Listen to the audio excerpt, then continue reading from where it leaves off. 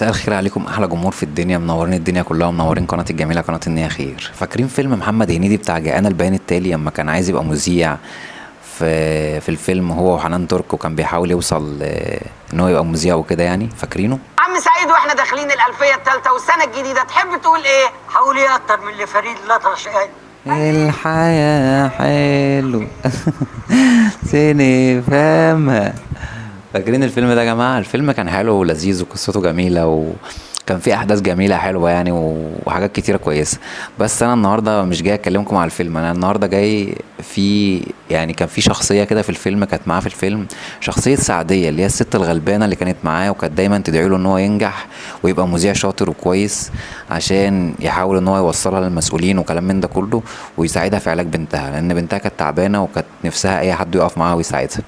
فخليكم معايا كده وايه واستمتعوا بالفيديو. اهي يا جماعه سعديه اللي كان نفسها ان هو ايه يقف جنبها ويساعدها، فاكرينها؟ والنبي يا استاذ نادر لما تبقى كبير المذيعين تبقى تشوف حكايه بنتي وتكلم لها المسؤولين. الله، هو مش الكومسيون قال هيسفرها بره؟ بعد سنتين يا بيه تكون البت راح. لا بعد الشر دي بس تنجح السعدية وإن شاء الله تسافر تتعالج على حساب الدواء. دي سعديه يا جماعه اللي كانت معاها في الفيلم، كانت ست زي العسل وست طيبه وغلبانه، وكان نفسها اي حد يقف معاها ويساعدها، وكانت دايما بتدعي له ان هو ينجح ويعني يبقى كويس عشان ايه يحاول يوصلها باي حد من المسؤولين. ويدور الفيلم بعد كده يا جماعه وينشغل محمد هنيدي في رحلته للوصول ان هو يبقى مذيع، لانه طبعا هيبدا في اول الفيلم ان هو يبقى مراسل تحت التجربه، ويقولوا له لو نجحت هنرقيك وهنظبطك وكلام من ده كله، ويبدا ان هو ايه يحاول بكل الطرق ان هو يبقى مذيع عشان ينجح ويطلع على الشاشه وكلام من ده كله. فبينسى خالص حوار سعدية وبيجي عليه فترة ان هو يبيع مبادئه عشان خاطر ايه ان هو يوصل وكلام من ده ويبقى معاه فلوس والدنيا تحلو معاه. بصراحة يا عفت أنا قررت أبيع. هتبيع دماغك يا نادر؟ أيوة يا عفت أنا زهقت، وبعدين ما تخافيش، أنت عارفة لما أبيع هيجرى إيه؟ هيجرى ايه؟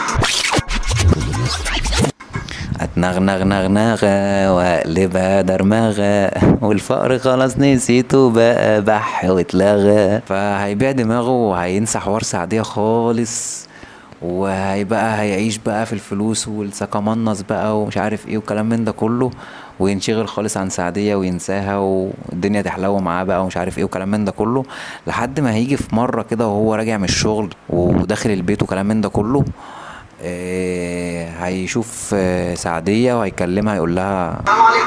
عليكم السلام ورحمه الله وبركاته. الحاجة سعدية فكرتيني، ابعتي بنتك معايا البرنامج بكرة، معايا دكتور أجنبي هيحل لها مشكلتها إن شاء الله. بعد بقى ما الدنيا رقت معاه ويعني ايه خلاص بقى معاه فلوس وانشهر وبقى مذيع محبوب وسط الناس وكلام من ده كله، فبرضه ايه افتكرها يعني هو مش وحش في الفيلم ولا حاجة، لا هو كان كويس وبيحاول يوصل بأي طريقة ايا كان عشان ايه عشان ينجح وربنا يكرمه وكلام من ده. فبيتفاجئ هنا بقى بالموقف ده، الموقف اللي هو ايه ما كانش متوقعه. بنتي خلاص يا بيه، بنتي راحت للي خلقها، هو أحن عليها من أي حد. وبينصدم هنا اما بيعرف ان بنت سعدية ماتت ومش هيعرف يساعدها ولا هيعرف يقف جنبها وكلام من ده كله.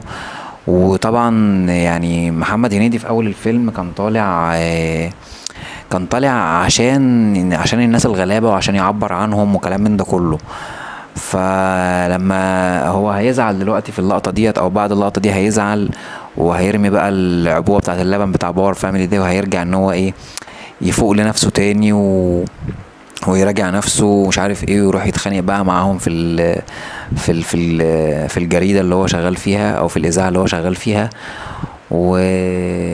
وطبعا ايه بيكمل بقى وبيحارب الفساد اللي موجود وبيحاول ان هو ايه يعني يظبط حاله بعد كده. وفي اخر الفيلم طبعا ايه بيبسطروه بيحلبوه، انتوا عارفين بقى الفيلم دوت واحداثه وكلام من ده كله.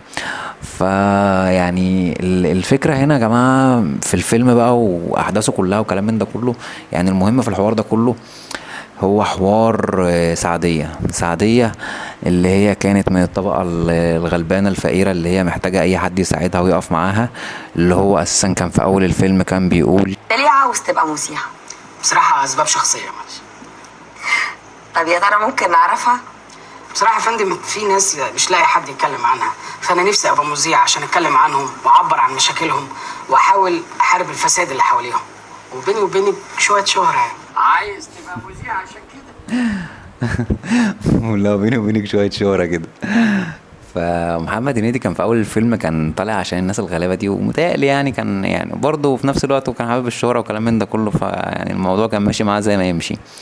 المهم يا جماعه في الموضوع ده كله هو موضوع سعديه. في ناس كتيره قوي في حياتنا يا جماعه زي سعديه كده، محتاجه حد يقف معاها فعلا ويساعدها، محتاجه حد يسندها، ملهاش حد بعد ربنا مثلا، محتاجه حد يقف معاها، محتاجه حد يساعدها باي حاجه.